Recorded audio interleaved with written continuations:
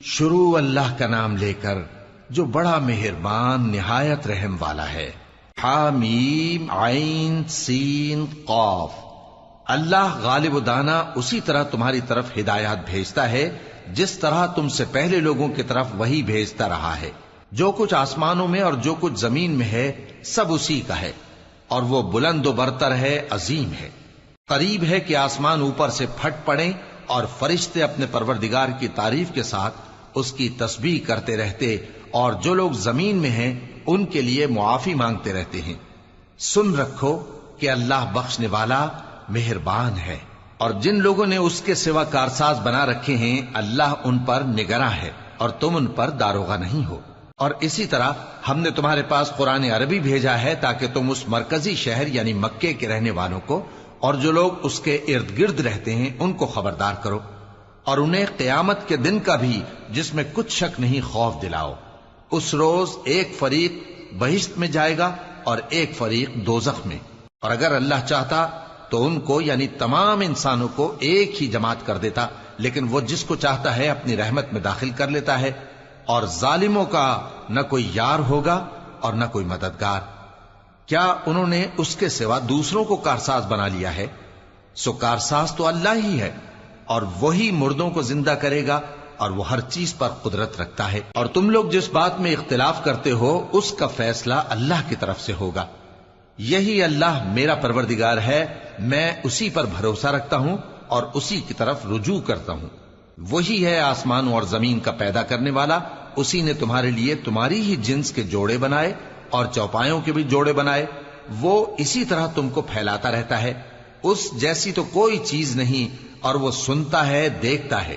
آسمانوں اور زمین کی کنجیاں اسی کے پاس ہیں، وہ جس کے لیے چاہتا ہے رزق فراخ کر دیتا ہے اور جس کے لیے چاہتا ہے تنگ کر دیتا ہے۔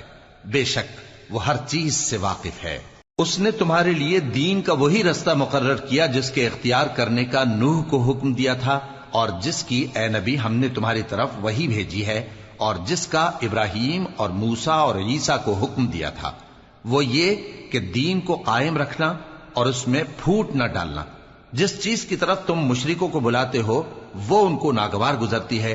اللہ جس کو چاہتا ہے اپنی بارگاہ میں برگزیدہ کر لیتا ہے، اور جو اس کی طرف رجوع کرے اسے اپنی طرف کے رستے پر چلا دیتا ہے۔ اور وہ لوگ جو الگ الگ ہو گئے تو علم حق آ چکنے کے بعد آپس کی ضد سے ہوئے، اور اگر تمہارے پروردگار کی طرف سے ایک وقت مقرر تک کے لیے بات نہ ٹھہر چکی ہوتی تو ان میں فیصلہ کر دیا جاتا، اور جو لوگ ان کے بعد اللہ کی کتاب کے وارث ہوئے وہ اس کی طرف سے بڑے بھاری شک میں ہیں۔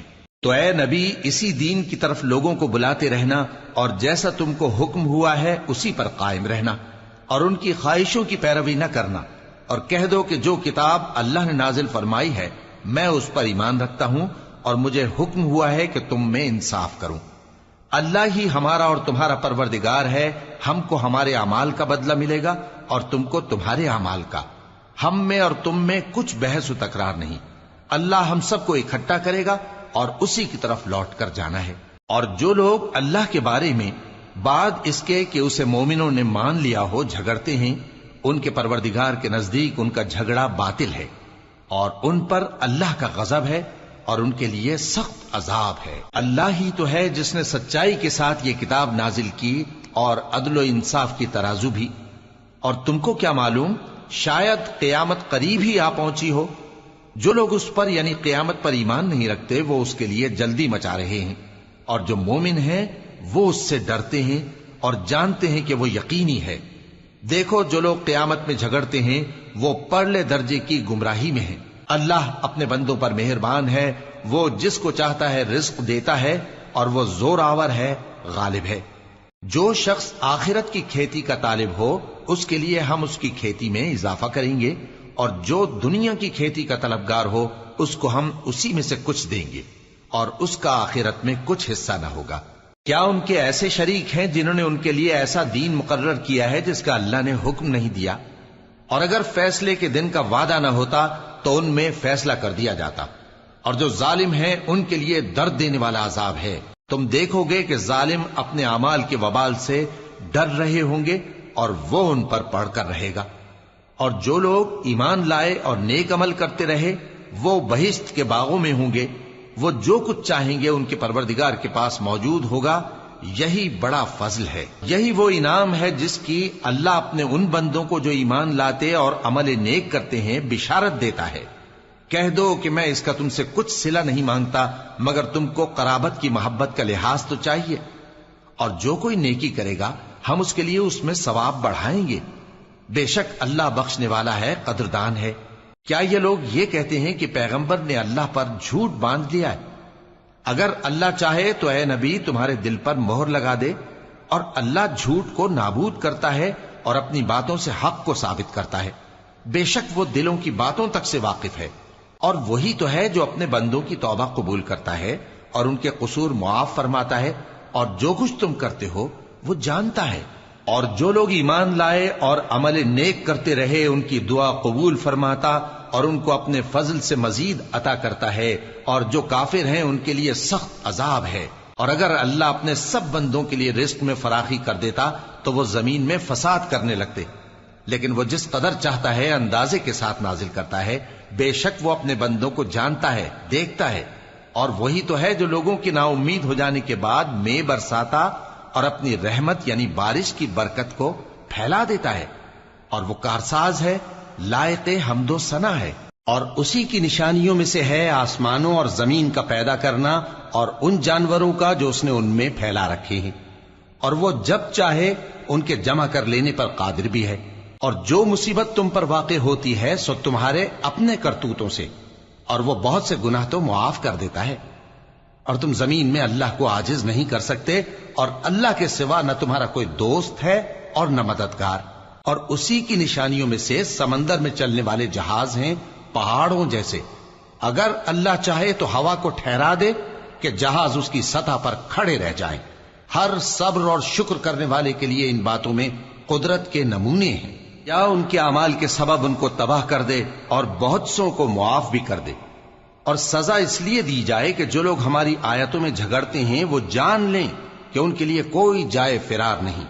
لوگوں، جو مال و متاع تم کو دیا گیا ہے وہ دنیا کی زندگی کا ناپائیدار فائدہ ہے، اور جو کچھ اللہ کے ہاں ہے وہ بہتر اور باقی رہنے والا ہے، یعنی ان لوگوں کے لیے جو ایمان لائے اور اپنے پروردگار پر بھروسہ رکھتے ہیں، اور جو بڑے بڑے گناہوں اور بے حیائی کے کاموں سے پرہیز کرتے ہیں، اور جب غصہ آتا ہے تو معاف کر دیتے ہیں، اور جو اپنے پروردگار کا فرمان قبول کرتے ہیں اور نماز پڑھتے ہیں اور اپنے کام آپس کے مشورے سے کرتے ہیں، اور جو مال ہم نے ان کو عطا فرمایا ہے اس میں سے خرچ کرتی ہیں۔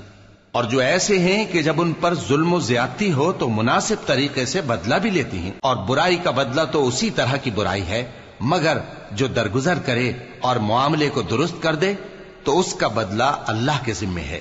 اس میں شک نہیں کہ وہ ظلم کرنے والوں کو پسند نہیں فرماتا۔ اور جس پر ظلم ہوا ہو اگر وہ اس کے بعد انتقام لے لے تو ایسے لوگوں پر کچھ الزام نہیں۔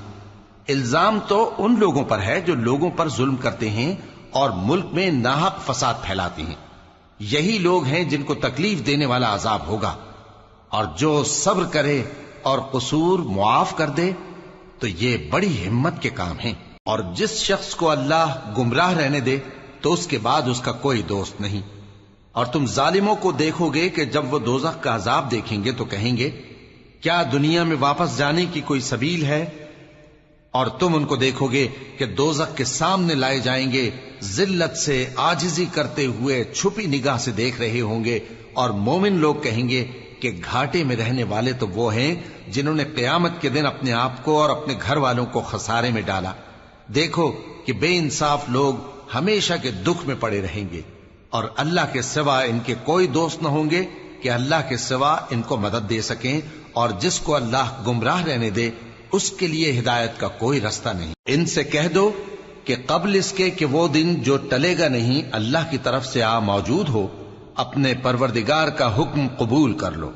اس دن تمہارے لیے نہ کوئی جائے پناہ ہوگی اور نہ تم سے گناہوں کا انکار ہی بن پڑے گا۔ پھر اگر یہ منہ پھیر لیں تو ہم نے تم کو ان پر نگہبان بنا کر نہیں بھیجا، تمہارا کام تو صرف احکام کا پہنچا دینا ہے۔ اور جب ہم انسان کو اپنی رحمت کا مزہ چکھاتے ہیں تو وہ اس سے خوش ہو جاتا ہے، اور اگر ان کو انہی کے اعمال کے سبب کوئی سختی پہنچتی ہے تو سب احسانوں کو بھول جاتا ہے۔ بے شک انسان بڑا ناشکرا ہے۔ تمام بادشاہت اللہ ہی کی ہے، آسمانوں کی بھی اور زمین کی بھی۔